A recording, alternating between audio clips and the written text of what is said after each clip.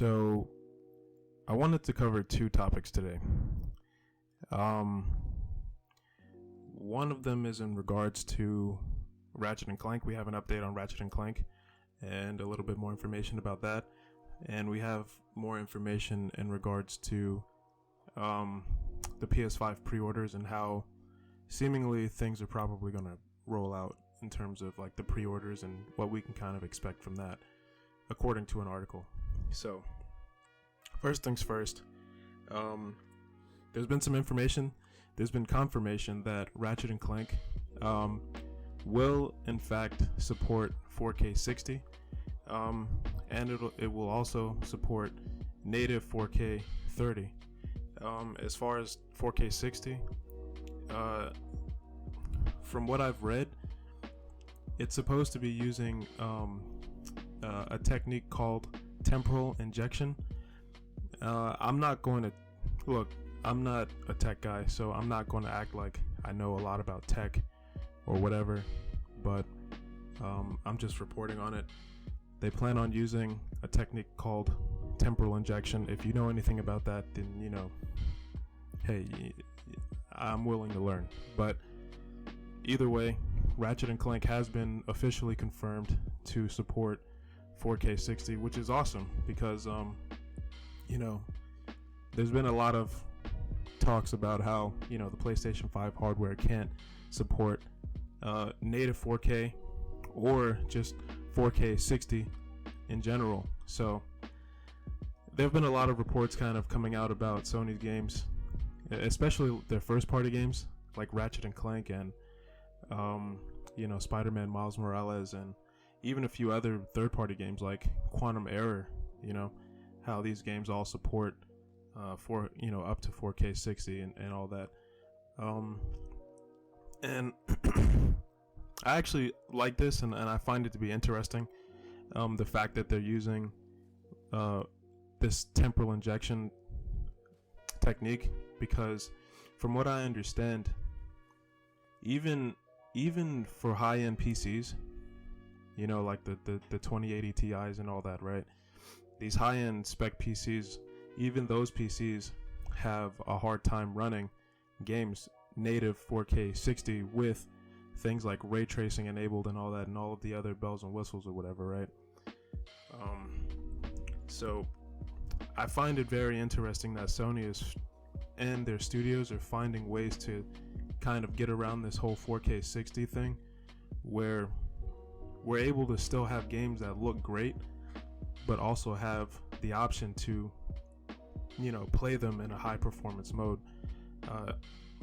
Things like temporal injection and things like DLSS and all of that, right?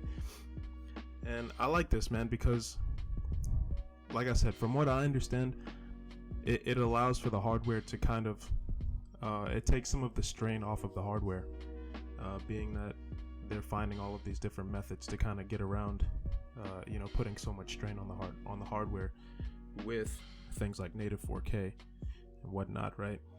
And honestly, I think that's the best way to go, man. I think everything that we've kind of seen from Sony and everything that we've heard from as far as like the hardware with the PS5 and the SSD and the IO and all that, right? I feel like they're going the right way. Why would you put more strain on the hardware when you can use these techniques to get the same result, a similar result? And we've already seen with comparisons. I mean, they've already shown comparisons of native 4K put up against DLSS, and it looks identical. As a matter of fact, some of the DLSS images look better than the native 4K. So I see a lot of people kind of just, I feel like they kind of get caught up in these buzzwords or whatever, right? And I feel like a lot of people kind of just, when they approach these topics, they kind of approach them with like bragging rights. I have the most powerful console. You hear a lot of people say that about the Xbox and all that, right?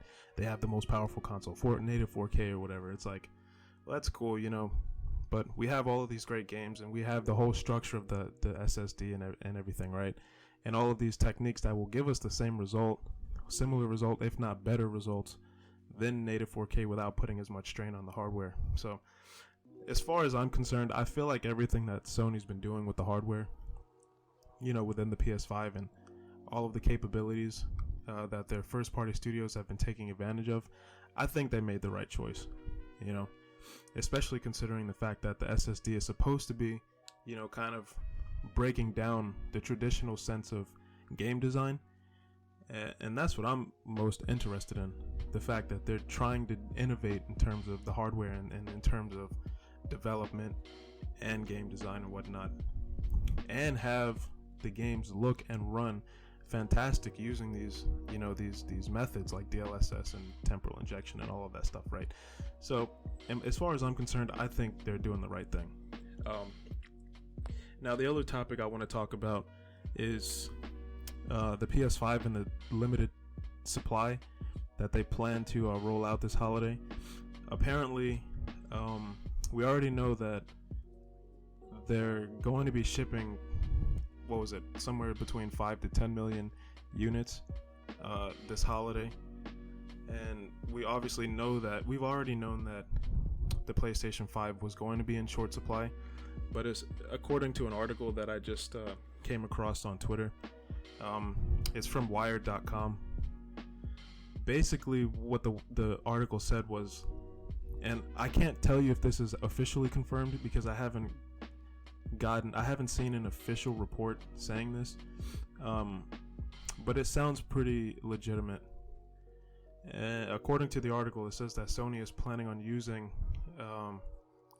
like something called a direct sales program, which will basically send out invites to the individuals that fit the quota, whatever the quota is that they're planning on utilizing, to allow those individuals to pre-order the PS5, first. And that will also allow them to get access to all of the peripherals, as far as like the controller, the headsets, everything that you can get in regards to the PlayStation 5 launch is all going to be part of that program. Now, the article did say that the specifics on the criteria that they use to choose whoever's going to be part of this program, that right now is currently unclear, so we have no idea. But it did say that whoever will be chosen, we will know soon. Now, I figure that the emails that we all recently got probably had something to do with that. I got an email. I don't know if that means that I will get an invite to be able to purchase the PS5 day one. We'll just have to wait and see. But my initial reaction to that is, I don't really know how I feel about it. I feel like I need to have more information, but my initial reaction to it is kind of more along the negative side. Like, why would we kind of, I don't know, I don't understand the mindset behind that, but I don't know. Like I said, I'm not going to jump the gun. I'm not going to jump to conclusions in terms of like how this is actually going to roll out. But as far as what I know and what I've read, that is supposedly going to be the way that they're going to roll out the new hardware this holiday. It seems a bit unfair, a little bit, for all of the people who are, who are big fans of Sony and the PlayStation and the brand and all that, right, and the games and whatnot.